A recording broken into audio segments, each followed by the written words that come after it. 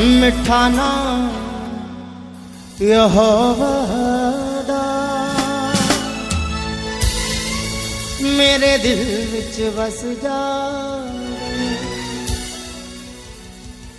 यीशु मसीह में सभी प्रिय बहनों भाइयों को शालोम, परमेश्वर आपको आशीष दे। और जीवन के जल यूट्यूब चैनल पे आपका स्वागत है। मैं आपका भाई राम सिंह आज एक बार फिर हाजिर है हम परमेश्वर के वचन को लेकर के।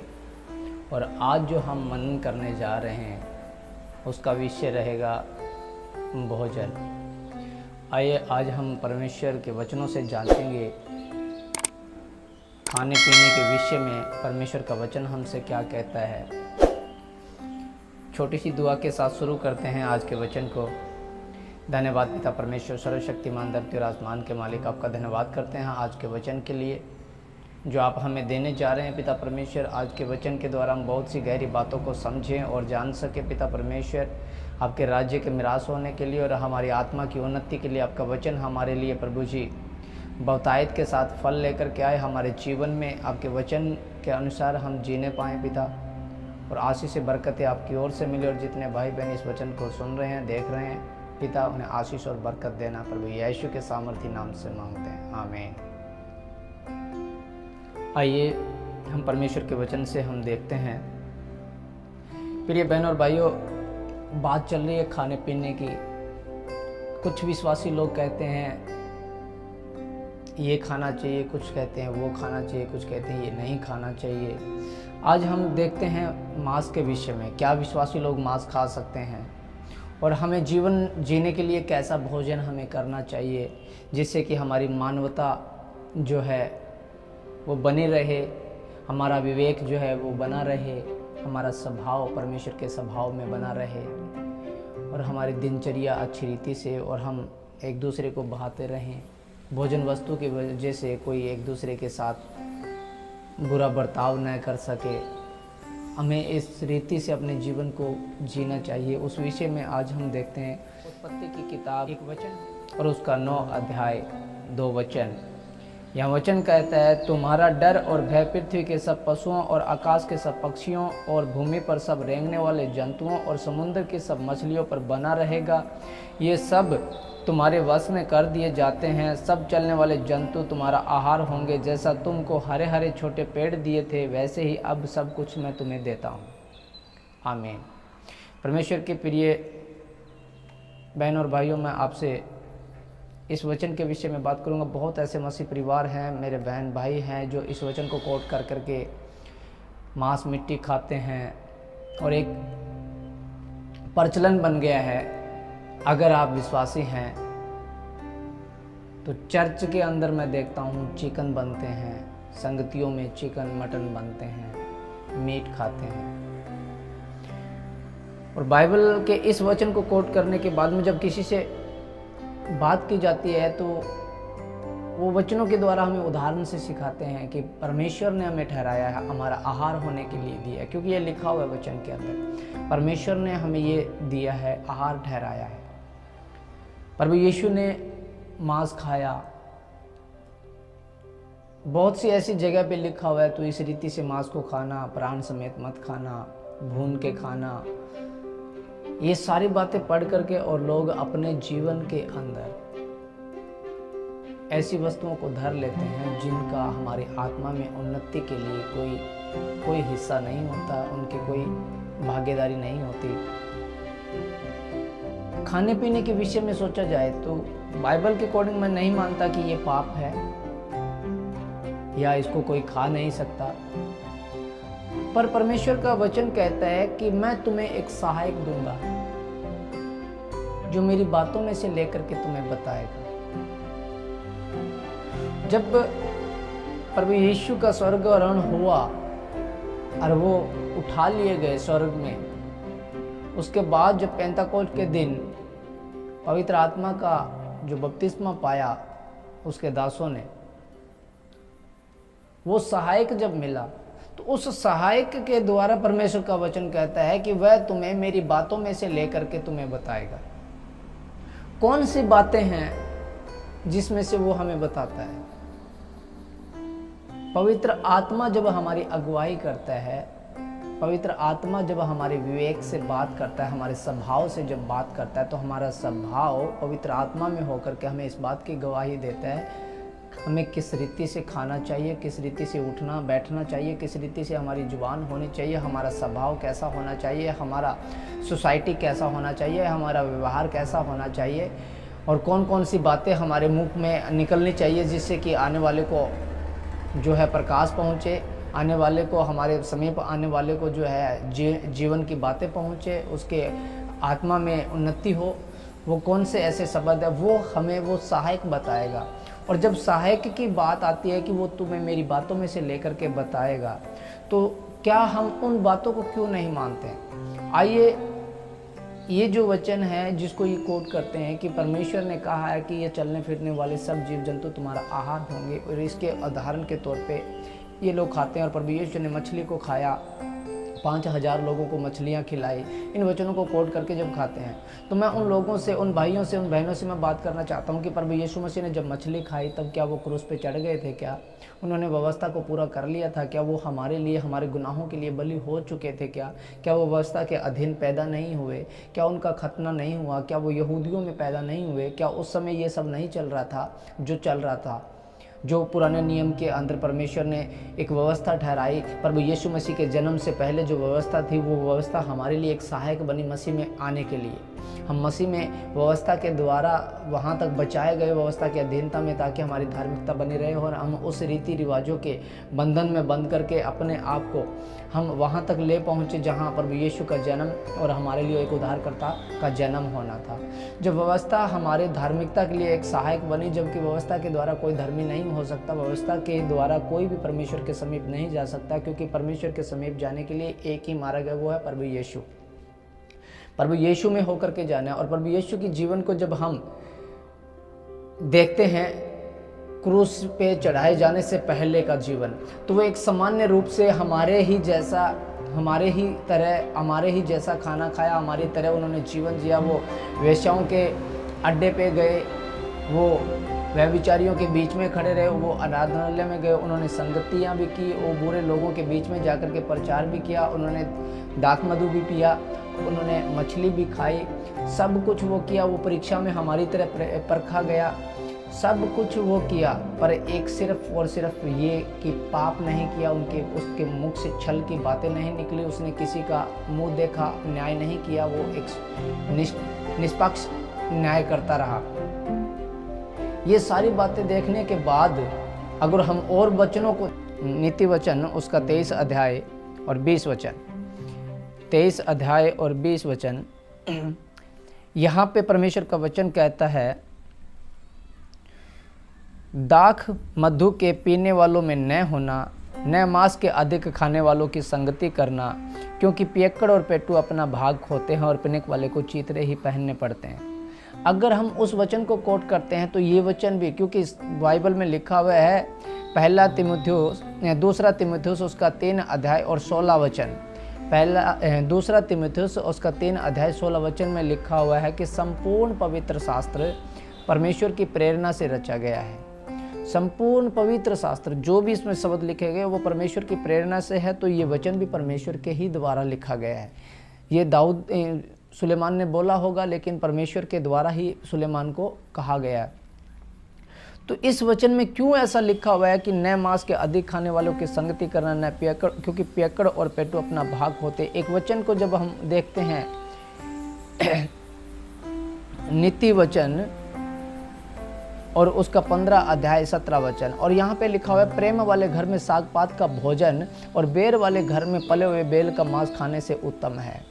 तो अगर उस 9 अध्याय, उत्पत्ति की किताब 9 अध्याय उसके 2 और 3 वचन के अकॉर्डिंग अगर हम देखते हैं, तो यहाँ नीति वचन में लिखा हुआ कि प्रेम वाले घर में साग पात का भोजन और बेर वाले घर में, दुश्मन के घर में पले हुए बेल के मांस खाने से कहीं उत्तम है। कि जहाँ पे प्रेम है, प्यार है, जहाँ पे स्वभाव परमेश्वर का है, वहाँ पे साग पात ही खाया जाए।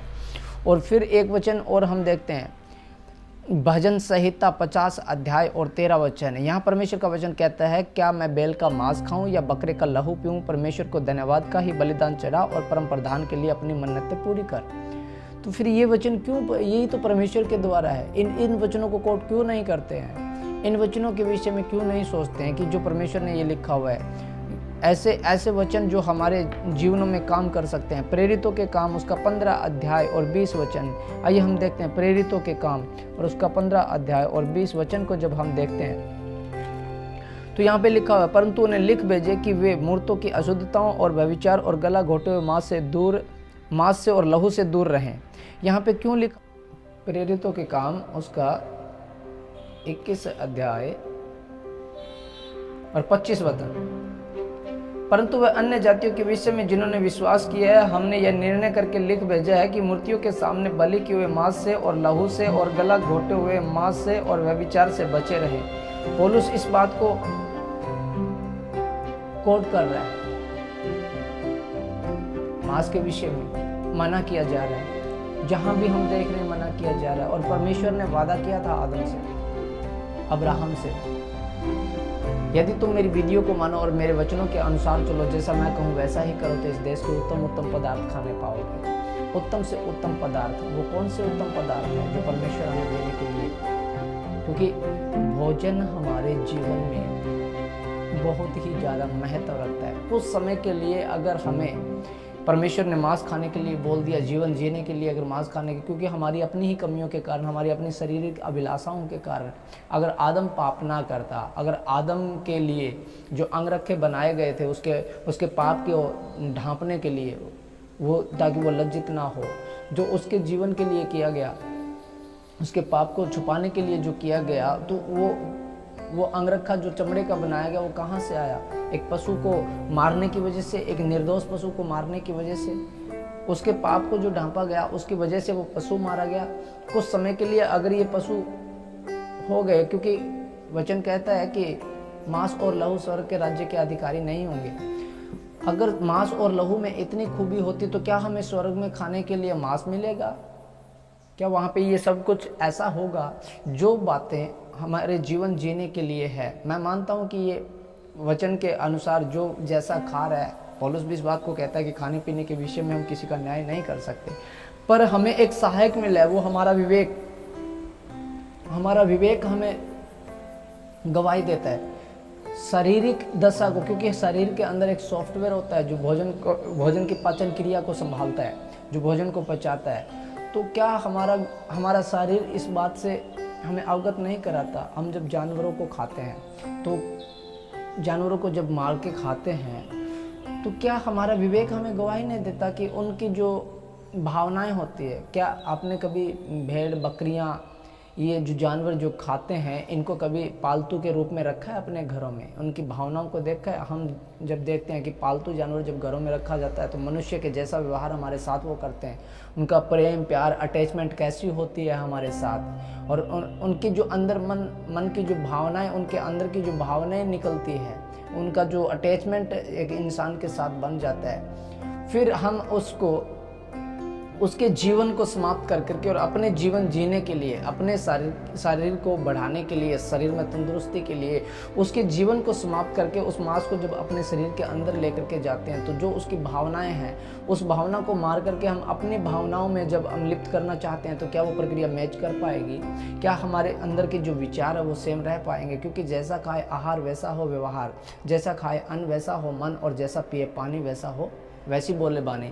ये जो बातें जो किसी बुजुर्गों ने कही है, तो ये ऐसे ही नहीं कही है, कुछ तो उन्हें पता चला होगा। और जब हमारा शरीर ऐसी वस्तुएं जो साग पात है, अंकुरित जो भोजन है, कच्चे जो भोजन है, हमारे शरीर को हद से ज़्यादा यानी कि 50 से 60% अगर कच्चा भोजन, जिंदा भोजन मिलता है, वो हमें अच्छी रीति से हमारी प्रगति करता है। जैसे स्कूल में पढ़ने वाले बच्चे हैं, उनके लिए भोजन अलग से बनाया जाता है, वो उसी रीति से खाते हैं। जो सैनिक है बॉर्डर पे, उनके लिए भोजन अलग से होता है। जो खेत में परिश्रम करने वाले हैं, उनके लिए भोजन अलग से होता है। क्या आप नहीं जानते कि खाने पीने के बाद में हमारे शरीर की दशा कैसी होती है? अगर हम सॉफ्ट भोजन करते हैं तो हम आराम, बड़े मान लो आरामदायक रहते हैं। अगर हम हार्ड भोजन करते हैं तो हमारा शरीर आलसी होता है, हम गहरी नींद में सोते हैं। अगर सॉफ्ट भोजन करते हैं तो हम अच्छी रीति से सो भी पाते हैं और टाइम से उठ भी पाते हैं, हमारा शरीर ताज़ा तरोर होता है। और अगर हम हार्ड भोजन करते हैं तो हमारा शरीर टूटता है, गहरी निंद्रा में चले जाते हैं। अगर हमारे अंदर शारीरिक ताकत भी आती है तो हमारे विचार भी उतने ही गलत उत्पन्न होते हैं, क्योंकि जब हम भोजन शरीर के अंदर जाता है तो भोजन के बाद जो हमारे शरीर की जो प्रतिक्रिया है, उत्तेजना जो है, अगर हम मांस खाते हैं, हार्ड भोजन है, बहुत ज़्यादा चटपटा शरीर के अंदर जा रहा है, तो जो हमारे शारीरिक उत्तेजना जो है वो वैसी ही बन जाती है। क्योंकि वचन में लिखा हुआ है कि कोई भी वस्तु अशुद्ध नहीं है, जो खाया गया वो मनुष्य को अशुद्ध नहीं करता, पर जो भीतर से बाहर आता है वो मनुष्य को अशुद्ध करता है। भोजन अशुद्ध नहीं करता, जो मांस खा रहे हैं वो अशुद्ध नहीं करेगा, वो तो संडास के द्वारा चला जाएगा, पर उस मांस के खाने से जो उत्तेजना पैदा हो जाती है कई बार, वो जो स्वभाव है क्या हमारे जीवन में नहीं आ रहा है, वो सोसाइटी जो हमारे ऊपर अटैक नहीं कर रही है बहुत बार। क्योंकि दाख मधु के पीने वालों में मत होना, इससे लुचपन होता है। तो धीरे धीरे ये पहला स्टेप है। मैं नहीं कहता कि ये पाप है, ना बाइबल हमें इस बात की, लेकिन बाइबल में ये लिखा हुआ है। पौलुस तो इस बात को स्पष्ट तौर पे कहता है कि भला तो ये है कि तुम मांस ना खा। इस वचन को हम देखते हैं। पहले हम देखेंगे यशायाह भविष्यवक्ता की पुस्तक, उसका 22 अध्याय और 13 वचन।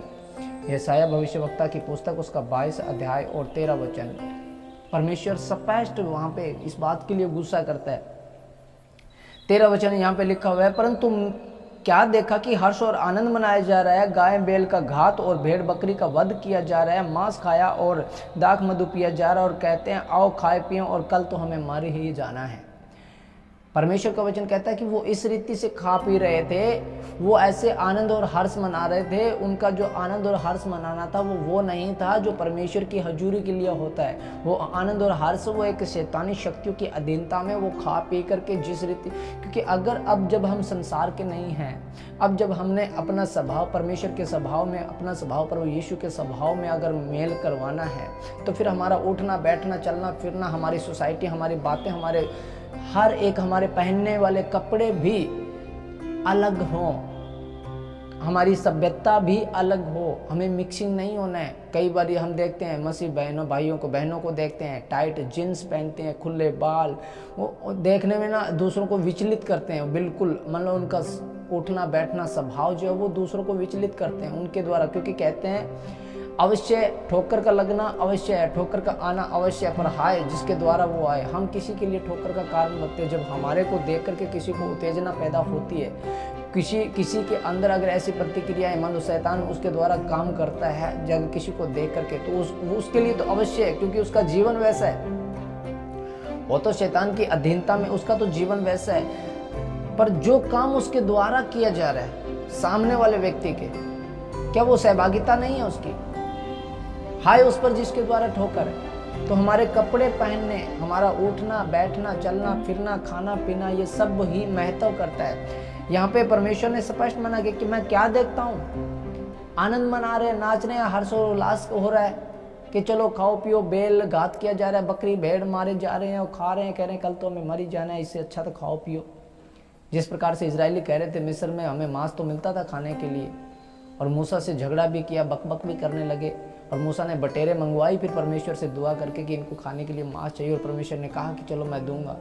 अब इसमें दो बातें होती है, मेरा बेटा या आपका बेटा कोई अगर गलत काम करता है और अगर आप उसको देख करके मजबूरी में, क्योंकि अकेला बेटा है, आप उसे खोना नहीं चाहते, आपको भय होता है कि कहीं घर छोड़ के ना चला जाए, कोई ऐसे कोई गलत कदम ना उठा ले, और वो आपसे कहता है कि पापा मैं फलाने व्यक्ति के साथ मैं फिल्म देख के आ रहा हूँ, और आप उसको अगर जाने दे रहे हैं, तो मतलब ये तो नहीं है कि आपको अच्छा लग रहा है। मैं क्या कह रहा हूं, आप समझने की कोशिश करें। एक तो होता है पाप के लिए कहना, और एक होता है पाप करते हुए देखते रहना, और एक होता है पाप करने देना। तीनों बातों में अलग अलग विचार निकलते हैं। अगर परमेश्वर हमें कोई काम करने दे रहा है तो इसका मतलब ये नहीं है कि परमेश्वर उन बातों से खुश हो रहा है, क्योंकि हे जवान अपने जवानी के दिनों में अपने सृजनहार को स्मरण रख। इससे पहले कि वो विपत्ति के दिन तुझ पर आ पड़े जिसमें तू कहे कि मेरा मन इन बातों में नहीं लगता। वचन स्पष्ट तौर पे कहता है। और आइए हम एक वचन और देखें, यहेजकेल 4 अध्याय 14 वचन। तब मैंने कहा, हाय यहोवा परमेश्वर, देख मेरा मन कभी अशुद्ध नहीं हुआ और न ही मैंने बचपन से लेकर अब तक मृत्यु से मरे हुए फाड़े हुए पशु का मांस खाया और न किसी प्रकार का घिनौना मांस मेरे मुंह में कभी गया। यहेजकेल क्यों रो रहा है? किस लिए रो रहा है? उसे पता है इस बात का ये उत्तम वस्तु नहीं है। पौलुस कहता है, हम मेरे लिए हर वस्तु उचित तो है पर लाभ की नहीं है। हमारे जीवन के लिए, जीने के लिए ये जरूरी तो था, पर हर किसी वस्तु से लाभ नहीं है। लाभ क्यों नहीं है? मांस अगर हम खा रहे हैं तो वो स्वर्ग में हमारे साथ नहीं जाएगा, संडास के द्वारा यहीं रह जाएगा, वो तो मल बन के निकल जाएगा। पर मांस खाने से 4 लोग अगर हमसे नफरत कर रहे हैं, अगर हमें विरोध कर रहे हैं, अगर समाज में हमें बुरा भला कह रहे हैं, अगर हमारी संगति में परमेश्वर के वचनों में नहीं बन पा रहे हैं हमारे खाने पीने की वजह से, तो हम ठोकर का कारण बन रहे हैं। वो लाभ का नहीं है हमारे लिए, वो मांस जो है हमारे लिए लाभ नहीं है। आइए हम वचनों को इनको देखें। यशायाह भविष्यवक्ता की पुस्तक उसका 55 अध्याय और 2 वचन जब हम देखते हैं तो यहाँ पे परमेश्वर का वचन कहता है, जो भोजन वस्तु नहीं है उसके लिए तुम क्यों रुपया लगाते हो, और जिससे पेट नहीं भरता उसके लिए क्यों परिश्रम करते हो। मेरी ओर मन लगाकर सुनो, तब उत्तम वस्तुएं खाने पाओगे और चिकनी चुकनी वस्तुएं खाकर संतुष्ट हो जाओगे। हालेलुया। और यहाँ पे इसी वचन को नीति वचन 13 अध्याय और 2 वचन, नीति वचन उसका 13 अध्याय और 2 वचन। सज्जन अपनी बातों के कारण उत्तम वस्तुएं खाने पाता है, परंतु विश्वासघाती लोगों का पेट उपद्रव से भरता है। सज्जन अपनी बातों के कारण उत्तम वस्तुएं खाने पाता है। उत्तम वस्तुएं कौन सी उत्तम वस्तुएं? अंकुरित भोजन जैसे दाल, मूंगफली, चने, है ना, ये उत्तम से उत्तम भोजन है। साग पात, सब्जियां, कच्चे फल, ठीक है। हमारे शरीर की पाचन क्रिया जो होती है उसके अंदर 40 से 60% के बीच में हमें कच्ची सब्जियां जो है वो हमारे, अगर हम मांस ही मांस खाते रहें, हमारा जो स्वभाव है वो मांस खाने वाला शुरू से नहीं रहा है। अगर हमारा स्वभाव मांस खाने वाला होता तो परमेश्वर हमें उस जैसा शरीर देता। हम चबा चबा के खाते हैं। मांसाहारी जो जानवर मांस को खाते हैं वो चबा के नहीं खाते हैं कभी भी। वो सीधा, उनके जो दांत होते हैं वो नुकीले दांत होते हैं, वो सिर्फ काटने का काम करते हैं मांस को, और वो आरी की तरह काटते हैं और अपने अंदर ले जाते हैं, और उनके शरीर को और हमारे शरीर को कभी भी मैच नहीं करवा सकते। वो बनाए गए इसीलिए थे, क्योंकि आपको मैं एक निशानी बताता हूँ। जो मांस खा सकता है वो एक तो माँ के गर्भ से आंखें बंद करके पैदा होता है। किसी भी जानवर की और निगाहें सर्च कर लेना, जो जानवर मांसाहारी होता है, चाहे वो चूहे से लेकर के और शेर तक है, माँ के गर्भ से वो आंखों से बंद पैदा होता है, और संसार में आने के बाद उसकी आंखें खुलती है, उसके दांत नुकीले होंगे। इनमें से बहुत से ऐसे हैं जो एक दूसरे से मैच नहीं खाएंगे, पर मैं निशानी बता रहा हूँ, या तो दांत नुकीले मिलेंगे, आंखें बंद मिलेगी, या तो नाखून तीखे मिलेंगे, जीभ से पानी पीते हुए मिलेंगे। वो होठों से पानी नहीं पिएंगे जैसे भैंस पीती है, घोड़ा पीता है, मनुष्य पीता है, जैसे हिरन पीती है ना, नील गाय पीती है, गाय पीती है, भेड़ बकरियां पीती है। ये जो जानवर है ये होठ से पानी पीते हैं, ना कि जीभ से। जैसे कुत्ते हैं, बिल्ली हैं, शेर है, चूहे हैं, जो मांसाहारी है वो जीभ से पानी पीते हैं। ये निशानियां हैं। मनुष्य का स्वभाव शुरू से मांसाहारी नहीं रहा है। मनुष्य अपनी अभिलाषाओं की वजह से गुनाहों में फंस करके मांसाहारी बना, और कुछ समय के लिए अगर परमेश्वर ने जीवित प्राणी रखने के लिए मांस के लिए बोला, तो इसका मतलब ये नहीं है कि पूरा जीवन हमारा मांस पर निर्धारित है। क्या हमें सहायक नहीं मिला? क्या हमें इसे विवेक नहीं मिला? आइए हम गलातियों की पुस्तक उसका 5 अध्याय और 16 वचन को मनन करते हैं। गलातियों की पुस्तक उसका 5 अध्याय और 16 वचन, यहाँ पे हम देखते हैं, यहाँ परमेश्वर का वचन कहता है, पर मैं कहता हूँ आत्मा के अनुसार चलो तो तुम शरीर की लालसा किसी रीति से पूरी न करोगे, क्योंकि शरीर आत्मा के विरोध में और आत्मा शरीर के विरोध में लालसा करता है, और ये एक दूसरे के विरोधी हैं। इसलिए जो तुम करना चाहते हो न करने पाओ। और यदि तुम आत्मा के चलाए चलते हो तो व्यवस्था के अधीन न रहे। शरीर के काम तो प्रकट है, अर्थात व्यभिचार, गंदे काम, लुचपन, मूर्ति पूजा, टोना, वैर, झगड़ा, ईर्ष्या, क्रोध, विरोध, फूट, विध्रम, डाहा, मतवाला, लीला क्रीड़ा और इनके जैसे जैसे और बहुत तेरे काम हैं। इसके विषय में मैं तुमसे पहले ही कह देता हूँ और जैसा पहले कह भी चुका हूँ कि ऐसे ऐसे काम करने वाले परमेश्वर के राज्य के वारिस न होंगे। पर आत्मा का फल प्रेम, आनंद, शांति, धीरज, कृपा, भलाई, विश्वास, नम्रता और संयम है। ऐसे ऐसे कामों के विरोध में कोई भी व्यवस्था नहीं है। परमेश्वर का वचन स्पष्ट तौर पे कहता है कि अगर हम आत्मा के अनुसार चलेंगे तो शारीरिक के अभिलाषाओं की जो लालसा है वो किसी रीति से पूरी नहीं कर पाएंगे, क्योंकि हमें आत्मा में बढ़ना है, ना कि शारीरिक दशा में। शारीरिक दशा में बढ़ने के लिए हमें प्रेरिताई मिलती है पवित्र आत्मा से। हमें बहुत से उत्तम भोजन दिया गया परमेश्वर ने खाने के लिए, जो अच्छी रीति से हल्के फुल्के सॉफ्टनेस जो भोजन होते हैं, जो शरीर के अंदर अच्छे होते हैं, पचने में अच्छे होते हैं और स्वभाव भी अच्छा बना रहता है। जो व्यक्ति जैसा भोजन खाता है उसका स्वभाव भी वैसा बन जाता है, और जो मांस जो व्यक्ति खाता है उसका स्वभाव भी वैसा ही जानवरों का जैसा व्यवहार बन जाता है। और उसमें उसके अंदर जो कहते हैं लुचपन जिसको बोलते हैं, वो लुचपन का स्वभाव उसमें आ जाता है। उसके मन की जो उत्तेजना है, जो भावनाएं हैं, वो व्यभिचारी के अंदर वो अपने आप को उत्तेजित कर सकता है। उसके जो विश्वास का जो जीवन है वो बहुत कमज़ोर पड़ सकता है, क्योंकि मांस एक ऐसी चीज़ है जो हार्ड है शरीर को, जो आलसी बनाता है शरीर को। और मांस खाने के बाद में बहुत सी ऐसी क्रियाएं जाग उठती है शरीर के अंदर जिससे करने का मन करता है। इसलिए मांस खाना पाप नहीं कह सकता मैं, पर मांस खाने से जो स्वभाव पैदा होता है वो हमें पाप में गिरा सकता है। हमारा अपना विवेक कमज़ोर होता है उससे। और एक वचन और हम देखते हैं, दानियल की पुस्तक है उसका 1 अध्याय और 12 वचन। दानियल की पुस्तक उसका 1 अध्याय और 12 वचन। यहाँ पे परमेश्वर का वचन कहता है कि दानियल, ये उस समय की घटना है जब बेबीलोन का जो राजा नबूकदनेस्सर था उसने यरूशलेम पे चढ़ाई करके उसको कब्जे में ले लिया, और वहाँ का सारा जो भी परमेश्वर के भवन के अंदर जो औजार थे, जो वहाँ के पात्र थे, सारे अपने देवता के मंदिर में रख लिए। और उसने परमेश्वर के लोगों को कहा कि पकड़ कर लाओ जो अच्छे और पवित्र और जो शिक्षा रखते हो, शस्त्र रखते हो, जो हमें इन शिक्षा सिखा सके, उनको पकड़ के लाओ। और 3 साल तक उनको दाख, मधु, भोजन, मांस वगैरह जो है वो खिलाओ उन्हें, और उसके बाद में उनको हमारे उस याजकों में शामिल करो, हमारे लोगों में उनको शामिल करो। तो वहाँ पे दानियल नाम का भी एक नबी था जो परमेश्वर का चहेता और परमेश्वर की अगुवाई में चलने वाला मनुष्य था। तो दानियल के आगे जो भोजन रखा गया, यहाँ पे इस वचन को हम देखते हैं, 1 अध्याय उसका 5 वचन। दानियल की पुस्तक 1 अध्याय और 5 वचन। राजा ने आज्ञा दी कि उसके भोजन और पीने के दाख मधु में उन्हें प्रतिदिन खाने को दिया जाए। इस प्रकार 3 वर्ष तक उनका पालन पोषण होता रहे, तब उसके बाद वे राजा के सामने हाजिर किए जाएं। ये आज्ञा निकल गई थी उनके भोजन के लिए जब दानियल को इनको पकड़ करके ले गए थे उस नबूकदनेस्सर के राज्य में, उसके राज दरबार में।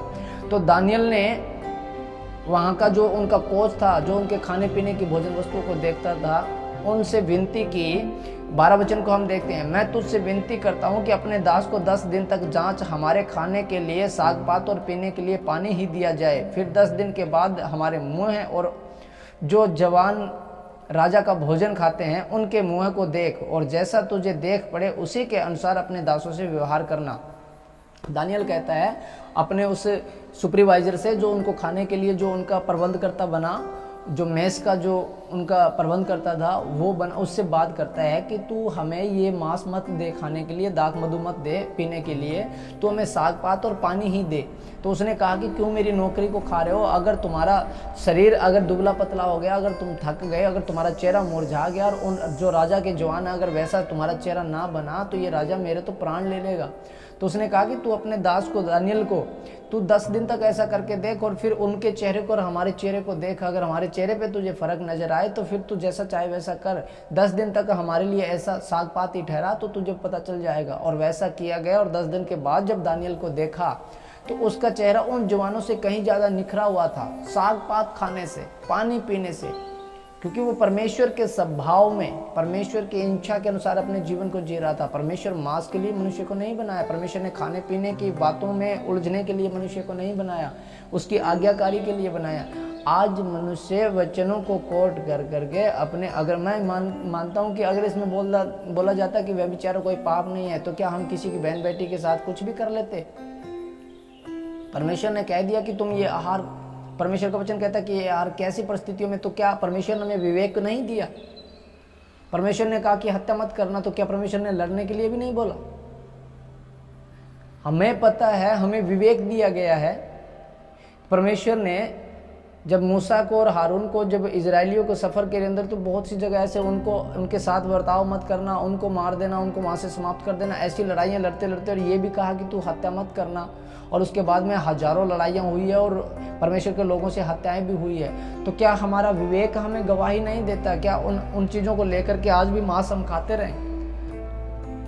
एक वचन और हम देखते हैं, रोमियो की किताब और 8 अध्याय 12 वचन को अगर हम, इसलिए हे भाइयों, हम शरीर के कर्जदार नहीं हैं कि हम शरीर के अनुसार दिन काटे। मेरा शरीर चाहता है कि मैं मांस खाऊं, तो क्या मैं मांस खाऊं? मेरा शरीर चाहता है कि मैं पर स्त्री गमन करूं, तो क्या मैं वैसा ही करूं? मेरा शरीर शराब पीने का करता है, मेरा शरीर शराब को चाहता है, तो क्या मैं वैसा शराब, मेरा शरीर अगर बीड़ी के लिए बोल रहा, तो क्या मैं बीड़ी पीता रहूं? हम क्या शरीर के कर्जदार हैं? क्या हमारे अंदर आत्मा है जो परमेश्वर के मेल मिलाप में बने? क्या हम आत्मा के अनुसार अपने जीवन को नहीं जी सकते? क्या हमारी आत्मा हमें गवाही नहीं देती हमें क्या खाना चाहिए, क्या पीना चाहिए? खाने के लिए संसार में बहुत वो समय था जब खाने के लिए ऐसी वस्तुएं नहीं बनी हुई थी। खाने के लिए जो आदम है, जो मनुष्य है, खाने के विषय में इतना विकसित नहीं हुआ था। कुछ समय के लिए अगर वहाँ पे ऐसा कुछ खाना पड़ा कोई, तो चलो कोई बात नहीं। लेकिन अब आज जब हमारे पास एक विवेक परमेश्वर ने हमारे जीवन में दिया और एक सहायक जब दिया, तो हम पूछ सकते हैं, प्रार्थना कर सकते हैं, हमारा विवेक हमें गवाही देता है। क्योंकि यदि तुम शरीर के अनुसार दिन काटोगे तो मरोगे, यदि आत्मा से देह की क्रियाओं को मारोगे तो जीवित रहोगे। और इसलिए कि जितने लोग परमेश्वर की आत्मा के चलाए चलते हैं वे ही परमेश्वर के पुत्र हैं। हालेलुया। इसलिए जो परमेश्वर की आत्मा के चलाए चलते हैं वो ही परमेश्वर के पुत्र हैं, ना कि खाने पीने वाले। चर्च में चिकन बन रहे हैं, मुर्गे बन रहे हैं, खाए जा रहे हैं, बहुत से लोग ठोकर खा रहे हैं। आइए रोमियो की किताब उसका 14 अध्याय और 15 वचन को जब हम देखते हैं, यहाँ पे लिखा हुआ है, यदि तेरा भाई तेरे भोजन के कारण उदास होता है तो फिर तू प्रेम की रीति से नहीं चलता जिसके लिए मसीह मरा, उसको तू अपने भोजन के द्वारा नष्ट कर रहा है। यदि तेरा भाई तेरे भोजन के कारण उदास होता है तो मतलब मेरे जीवन में प्रेम नहीं है, मैं मांस के बदले में मेरे भाई को खो रहा हूँ, उसके साथ मैं नफरत पैदा कर रहा हूँ। इसलिए परमेश्वर नहीं मरा मेरे लिए, प्रभु यीशु इसलिए क्रूस पे नहीं चढ़ाया गया कि मेरे खाने पीने के विषय में मेरा भाई उदास हो जाए। मैं उसको क्या करता हूँ, यहाँ पे लिखा है कि उसको तू नहीं यदि तेरा भाई तेरे भोजन के कारण उदास होता है तो फिर तू प्रेम की रीति से नहीं चलता, इसके लिए जिसके लिए मसीह मरा उसको तू अपने भोजन के द्वारा नष्ट कर रहा है। अतः तुम्हारे लिए जो भला है उसकी निंदा न होने पाए। जो हमारे लिए भली बात है, प्रभु यीशु हमारे लिए क्रूस पे चढ़ाया गया, ये हमारे लिए भली बात है क्योंकि मेरे गुनाहों के लिए चढ़ाया गया, उसकी निंदा न होने पाए लोगों में कि ये देखो मांस खाने वाले, गाय को काट कर बकरे भेड़ बकरी जो भी आ रहा वो खा रहे हैं। क्यों हमारी खाने पीने के विषय में हमारे परमेश्वर की निंदा हो? आज इस बाइबल को क्यों नहीं पढ़ पाते लोग? क्या कारण है? क्योंकि बाइबल के ऊपर स्पष्ट तौर पे लिखा हुआ है ये पवित्र है। हालेलुया। इस बाइबल को पढ़ने से पहले जीवन में पवित्रताई को लाना होगा, और जब हम जीवन में पवित्रताई लाएंगे, पवित्र आत्मा हमारे जीवन में आएगा, फिर वचनों को जब पढ़ेंगे तो वो सहायक हमें उसकी बातों में से लेकर के बताएगा। तब हमें पता चल जाएगा कि इसमें जो भी बातें हैं वो प्रैक्टिकली संसार में जो हुई है वो प्रेरणा के लिए, ना कि हमारी आत्मा की उन्नति के लिए। परमेश्वर का वचन कहता है संपूर्ण पवित्र शास्त्र परमेश्वर की प्रेरणा से रचा गया, और ये सीखने में, सिखाने में और स्वभाव को बदलने में लाभदायक है, सुधारने के लिए है। इससे क्या होगा? हमें प्रेरणा मिलती है। जो वचन है उसमें हम परमेश्वर के राज्य के लिए तैयार होते हैं, प्रेरणा लेते हैं उससे। उसके अंदर मांस खाना कोई जरूरी नहीं है, वो प्रचलन नहीं है, वो रीति रिवाज नहीं बन गया हमारा कि हमें खाना ही खाना पड़ेगा। हमें तो क्या मजबूरी, हमारी तो बड़ी संगति आ गई है, बड़े लोग पास्टर लोग आएंगे, हमें चिकन बनाना है। क्या है ये? खाना पीना हमारे लिए परमेश्वर का राज्य नहीं है। अच्छे से अच्छा भोजन हम खा सकते, परमेश्वर ने हमें उत्तम से उत्तम वस्तुएं खाने के लिए दी है। फिर हम आगे वचन को पढ़ते हैं, क्योंकि परमेश्वर का राज्य खाना पीना नहीं परंतु धर्म और मेल मिलाप और आनंद जो पवित्र आत्मा से होता है। जो कोई इस रीति से मसीह की सेवा करता है वह परमेश्वर को भाता है और मनुष्यों में ग्रहण योग्य ठहरता है। इसलिए हम उन बातों में लगे रहें जिनसे मेल मिलाप और एक दूसरे को सुधार हो। हमें उस बातों में लगे रहना है, हमें उसी की खोज रखनी है जिससे एक दूसरे से हम मेल कर सकें। मैं मान लो कि मैं साग पात खाता हूँ, अंकुरित भोजन खाता हूँ, सॉफ्टनेस भोजन खाता हूँ, मेरा खाने पीने के विषय में मेरे परमेश्वर का, प्रभु यीशु का कोई भी निंदा नहीं कर सकता। खाने पीने के विषय में मुझे कोई भी ठोकर नहीं खिला सकता और कोई ना मेरे कारण ठोकर खा सकता। जो मांस खा सकता है वो भी मुझसे प्रेम रखेगा और जो मांस नहीं खाता है वो भी मुझसे प्रेम रखेगा। क्यों नहीं? क्योंकि जो भोजन मैं खा रहा हूँ उस भोजन के द्वारा मैं किसी को ठोकर नहीं खिला रहा, ना मैं किसी को बुरा कह रहा हूँ, ना मैं किसी को ठोकर का कारण बन रहा हूँ। तो हमारा भोजन जो है ऐसा होना चाहिए कि जो मानवता के लिए ग्रहण योग्य हो और परमेश्वर को भी अच्छा लगे। आगे इस वचन को देखें, इसलिए हम उन बातों में लगे रहें जिनमें मेल मिलाप और एक दूसरे का सुधार हो। भोजन के लिए परमेश्वर का काम न बिगाड़। सब कुछ शुद्ध तो है परंतु उस मनुष्य के लिए बुरा है जिसको उसके भोजन से ठोकर लगती है। भला तो यह है कि तू